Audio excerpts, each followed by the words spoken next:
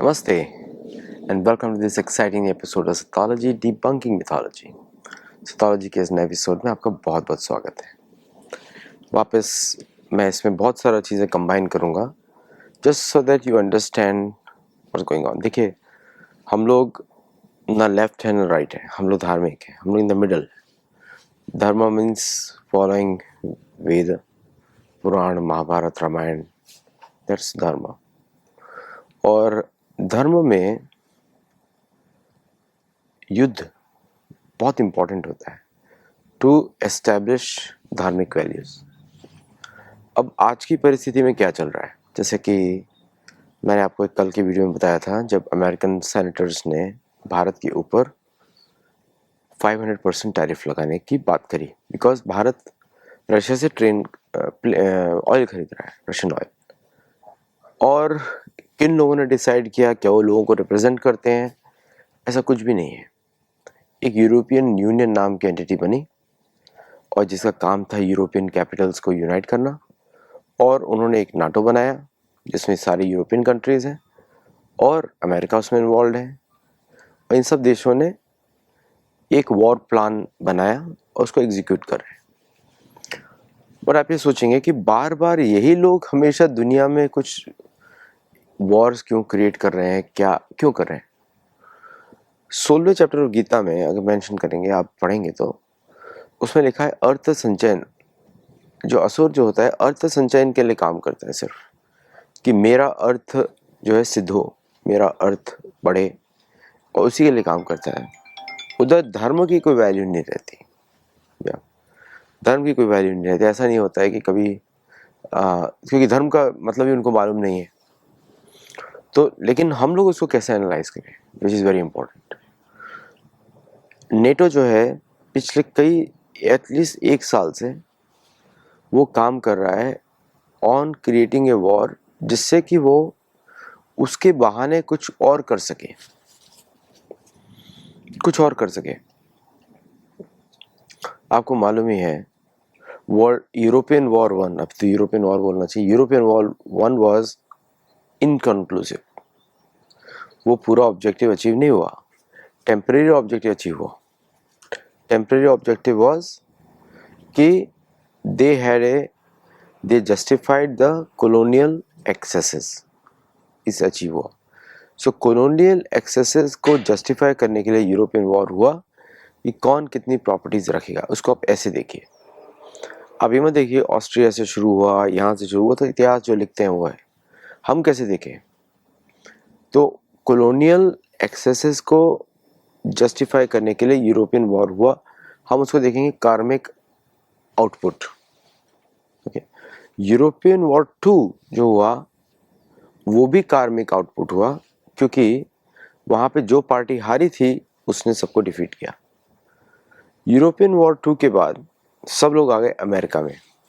वही सब लोग आ गए अमेरिका में जो वहाँ से भाग कर आए थे, या जो पिटे थे वहाँ से, या जिनको वहाँ पे कोई एक्सेस, जहाँ पे वो ठीक से रहे। अब देखेंगे 1920, 1926 maximum immigration to America.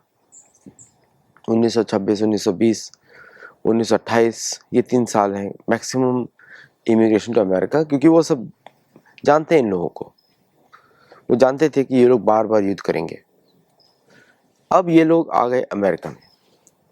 America में उन्होंने धीरे धीरे पावर बनाई और शांति से रहने की कोशिश करी, और इन सब से अपने आप को प्रूव किया कि they are better economic growth में, और यूरोपियन जो ट्रेडिशनल मानसिकता है चर्च वाली, उससे वो दूर हो गए। तो एक्सेसिव ग्रोथ उन्होंने अचीव करी अमेरिका में, ठीक है, जो वो यूरोप में नहीं कर सकते थे। अब आता है आज का समय। अब वही यूरोप को लग रहा है कि अब मेरे को 90 साल हो गए हैं, अब हमको वापस कुछ ऐसा करना चाहिए जिससे हम वापस उन देशों पे कब्जा प्राप्त कर सकें जहाँ से हमको रिसोर्सेज मिले। लड़ाई रिसोर्सेज की है। अब उनको क्या लग रहा है कि हम तो एक ही कॉन्टिनेंट पे हैं, रेयर अर्थ सारे रशिया के पास हैं और चीन के पास हैं, तो यहाँ पर जो युद्ध है कुछ और है। देखिए, पहले क्या था, India was the target. India से स्पाइस ट्रेड आता था, इंडिया से गोल्ड था, ट्रेडर्स थे, और पूरी दुनिया में चलता था ट्रेड इंडिया से, फिर वो शिफ्ट हुआ चीन की तरफ इन 1970s। अब जो है व्हाट इज़ द रीज़न, किसके लिए ये एक्सेसिव रशियन हेट्रेड का काम चल रहा है? तो यूक्रेन को उन्होंने पॉन बनाया। पहले किसको पॉन बनाया था? जर्मनी को।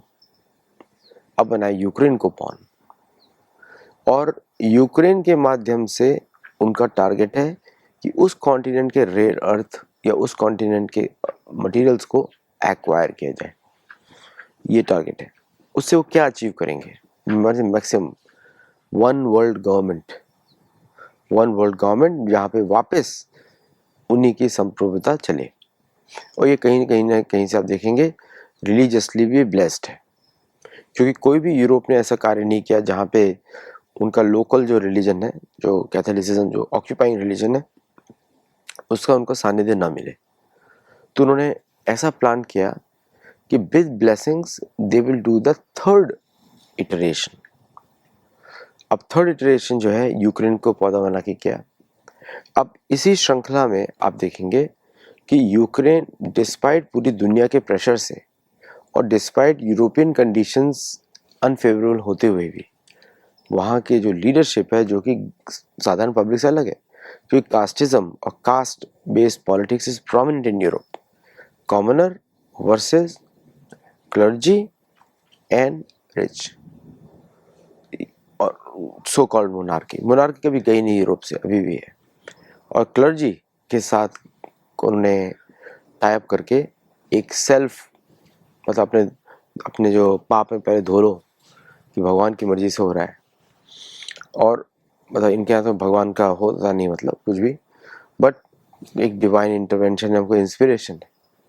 और उन्होंने इंडिया को किया शांत विद ट्रेड डील्स, और उन्होंने फोकस किया कि अब इंडिया, क्योंकि इंडिया की पॉलिसी उनको मालूम है और इंडिया की फॉल्ट लाइन से मालूम है, इंडिया की फॉल्ट लाइन्स मालूम है उनको, क्योंकि भारत एक तरीके से कॉलोनाइजेशन से अभी भी पूरी तरह निकला नहीं है।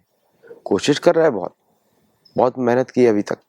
हम सब लोगों ने, आपने, हम सब ने बहुत मेहनत की है डीकोलोनाइज करने की, और करते भी रहेंगे, लेकिन पूरी तरह से निकला नहीं है। हमको, आपको, सबको मालूम है, ये सत्य है। तो इंडिया तटस्थ रहेगा, उसको पाकिस्तान से उलझा दो ताकि उधर आए ना। चीन को ताइवान के साथ उलझाने की बहुत कोशिश हो रही थी, हो भी रही है, लेकिन चीन जो है उसको अमेरिका से सबक सिखाया जाएगा, तो अमेरिका से प्रेशर डाला जाएगा, उसकी डील्स कैंसिल की जाएंगी। टारगेट उनका सबसे पहले है रशिया, क्योंकि उनके, जैसे मैंने आपको पहले भी बता चुका हूँ कि पूरे जो कैथोलिसिज्म या पाश्चात्य देश जो भी बोले, प्रोटेस्टेंटिज्म, इनका पहला टारगेट है रशिया। अगर रशिया इनके हाथ से चला गया, रशिया इनके रास्ते से हट गया, तो वो पूरे ही विश्व पे वापस वैसे ही कब्जा करेंगे जैसे उन्होंने 1492 में किया था। इस बार उनके पास फैसिलिटीज़ भी ज़्यादा है, कि वो सारी लैंड्स लीगलाइज्ड है, उनके नाम पे है। ऑस्ट्रेलिया इलीगल टेरिटरी ऑक्यूपेशन है, उनके नाम पे है। बहुत सारी टेरिटरीज है, साइप्रस का बेस उनके हाथ में है, इंडियन ओशन में डेव गार्सिया का बेस उनके हाथ में है। इवन दो एग्रीमेंट्स तो साइन हुए हैं, it will go back to Mauritius, लेकिन ये मुझे पता नहीं है कि मिलिट्री बेस वहाँ पे रहेगा कि नहीं रहेगा। जहाँ तक मेरा इन्फॉर्मेशन है कि वहाँ पे मिलिट्री बेस रहेगा, उसको बाहर रखा गया इनसे दिल से। उनको मिलिट्री बेस चाहिए, उनको कुछ नहीं चाहिए, यू नो। उनको स्ट्रांग भारत की भी आवश्यकता नहीं है, उनको स्ट्रांग चीन भी नहीं चाहिए। ये कुछ और ही लोग हैं। ये लोग जो हैं, इनका ओनली पर्पस है कि हमारा पावर, इन्फ्लुएंस और धन विदाउट एनी हिंड्रेंस आता रहे, बेरोक टोक चलता रहे, बस उनका वही ऑब्जेक्टिव है। किस लिए कर रहे हैं? क्योंकि उससे अराजकता फैलती है, अराजकता से धर्म की हानि होती है। धर्म मतलब जो मूल जमीन का धर्म है, जैसे नेटिव धर्म हो गए, इंडिजिनस धर्म हो गए। भारत का मुख्य है सनातन धर्म। जो मूल जमीन पे जो धर्म है, वो जो जमीन पे धर्म है वो अफेक्ट हो जाए, उनको उससे मतलब है। तो आप ये देखेंगे कि ये जो आज का इंसिडेंट हुआ नेटो वाला, ये स्ट्रेटेजिक डायरेक्शन में इसको यूक्रेन की भी जरूरत थी। अब यूक्रेन तो अभी उनका प्यादा है, तो पॉन है। तो यूक्रेन जो है इस समय इट्स जस्ट ए टूल, मतलब उस हालत में लेकर आ गए हैं कि वो टूल है अभी, और उसके साथ सारा मदद भी करते हैं। और इन लोगों ने रशिया के उन स्ट्रेटेजिक एसेट्स पे अटैक करवाया। यूक्रेन का तो फेस है सामने, जेलेंस्की का तो फेस है, बट अटैक तो किसी और ने करा है। सेलिब्रेशन कहीं और हो रहा है, इंक्लूडिंग अमेरिका में हो रहा है। ऐसा अटैक कराया जो कि स्ट्रेटेजिक कैपेबिलिटी को निकालने के लिए, स्ट्रेटेजिक कैपेबिलिटी को निकालने के लिए, ठीक है। इसमें जो इन्होंने मतलब ऐसा बोलते हैं 172 ड्रोन्स यूज़ किए हैं, लेकिन मुझे लगता है ज़्यादा भी होंगे। और विद इन रशिया के थ्रू किस तरह उसको मैनेज किया, कैसे वो कनेक्ट हुए, वो सब चीज़ें उन्होंने करी। और उसका पर्पस क्या है, स्ट्रेटेजिक बेसिस पे जो आर्कटिक ओशन पे डोमिनेंस रख सकते थे और जो अन्य देशों पे डोमिनेंस रख सकते थे, उन पे उन्होंने आक्रमण किया।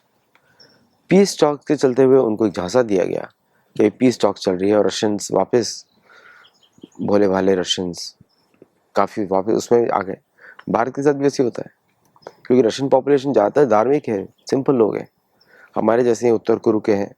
देखा जाए तो यूरोपियन ब्रीड है, रशियन भी इलीगल ऑक्यूपेशन है मोस्ट ऑफ द कंट्रीज का, बट स्टिल एक सैनिटी वॉइस है, सेन वॉइस है ना।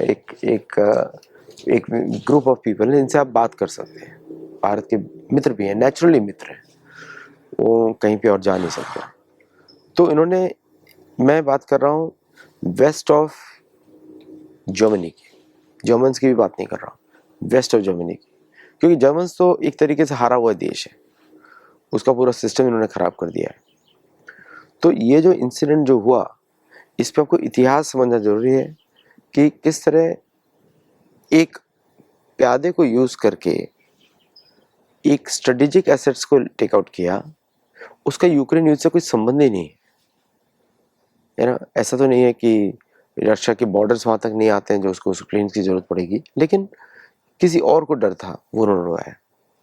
तो इसमें ब्रिटिश SAS और बाकी ऑर्गेनाइजेशंस, जर्मन्स के इंटेलिजेंस, अमेरिकन इंटेलिजेंस, सबको इन्वॉल्वमेंट है।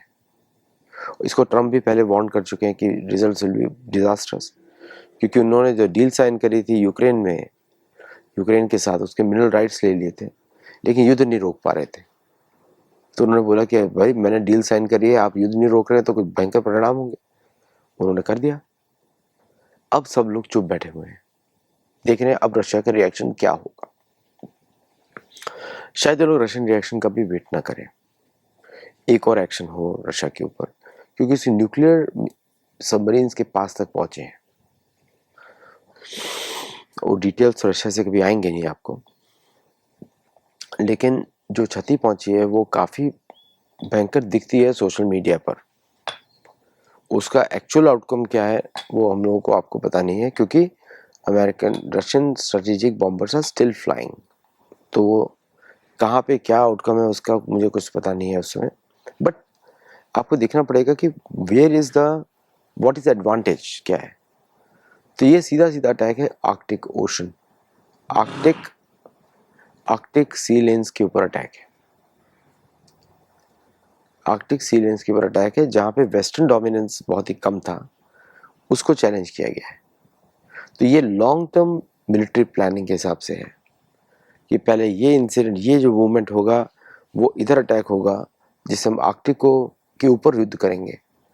पिछला युद्ध हुआ था sea lanes near Africa, Suez canal, इस तरफ की तरफ युद्ध हुआ था वर्ल्ड वॉर 2 में, काफ़ी युद्ध हुआ था, कंट्रोल द सी लेन्स। अब हो रहा है सी लेन्स का युद्ध उस तरफ, क्योंकि ये रीजन पूरा वॉलेटाइल हुआ है। इन्हीं एलिमेंट को जो भारत को ज़्यादा परेशानी देते हैं, इनको एक्टिवेट हमेशा किया गया to pin Bharat down, not just on one side, on both sides. और भारत ने, मैं बोलूँगा कि जो अपनी मैच्योरिटी दिखाई, विच वॉज नॉट वारंटेड, उसकी ज़रूरत नहीं थी, लेकिन जो मैच्योरिटी दिखाई वो इनके हिसाब से वो वीकनेस है। आपको देखना पड़ेगा दुश्मन क्या सोच रहा है ना।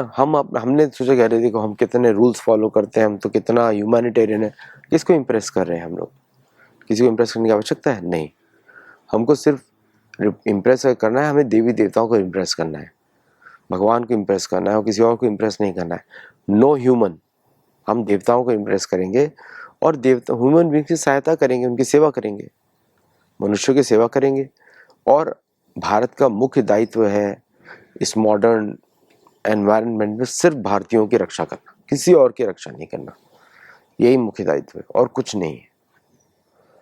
तो अब आप देखेंगे कि भारत को उधर रोक के रखा, चीन को ट्रेड से रोक के रखा, रशिया को मिलिट्री से सबक सिखा मतलब रोकने की कोशिश कर रहे हैं, और बाकी सब देशों काउंट नहीं करते, क्योंकि everyone else is can be easily control. उनके पास कुछ है ही नहीं।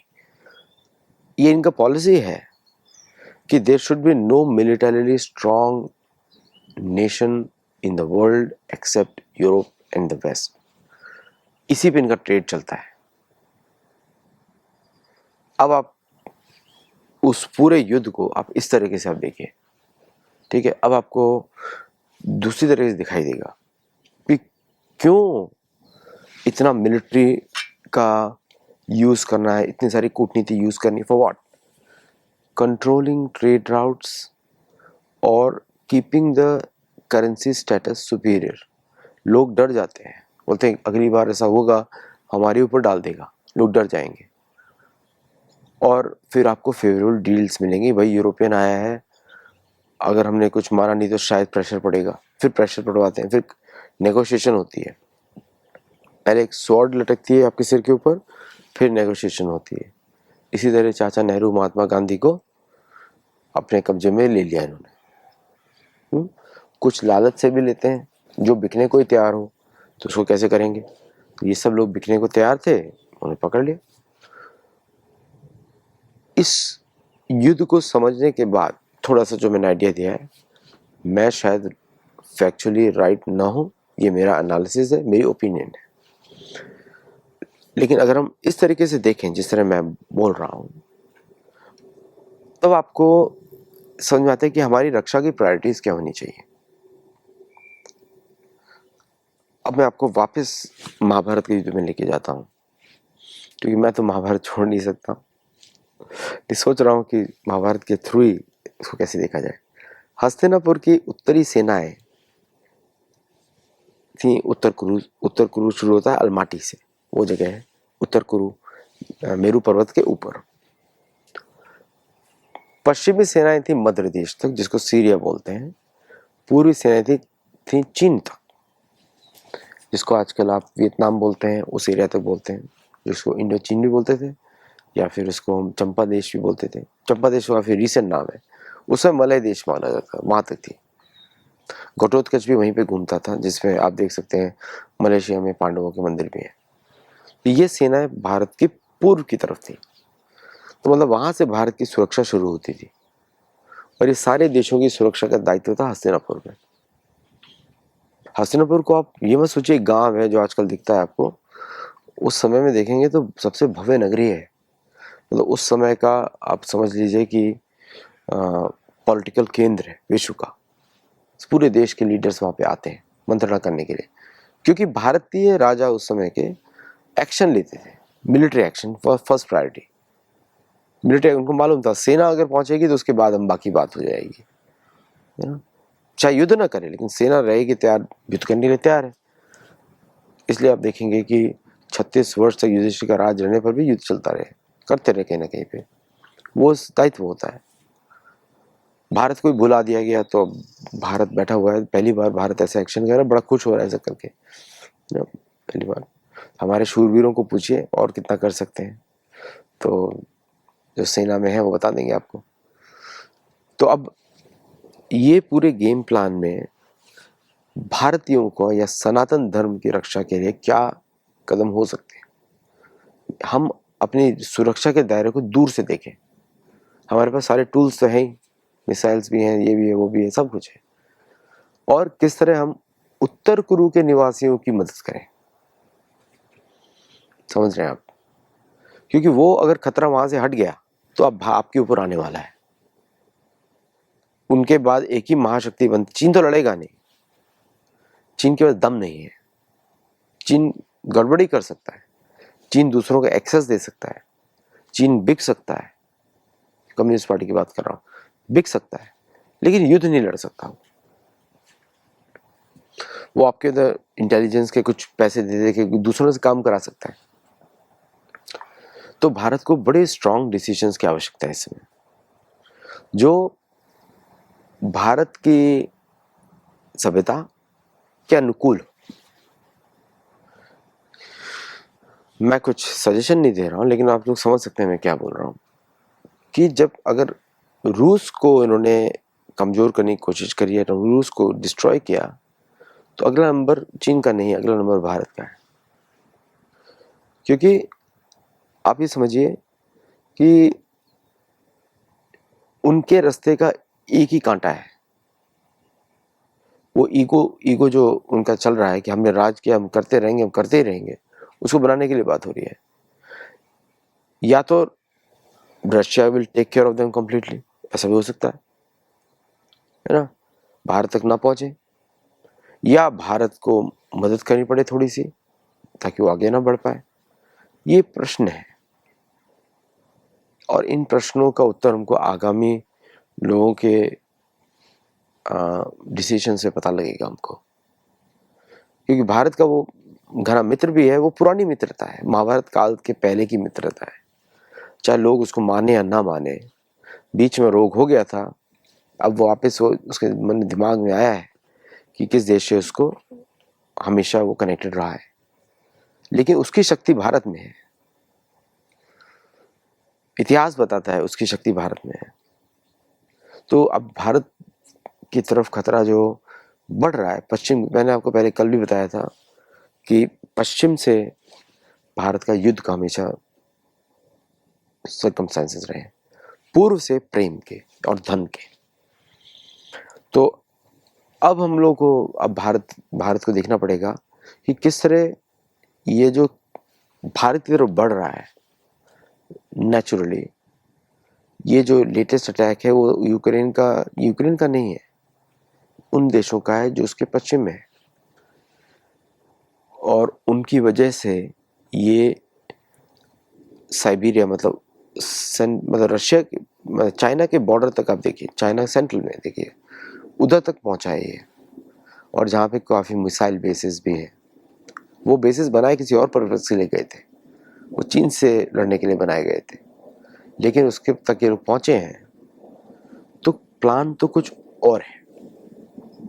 अब देखना पड़ेगा कि रूस कैसे इसको जवाब देता है और इसका सॉल्यूशन निकालता है, और तब उसके आगे बात होगी फिर।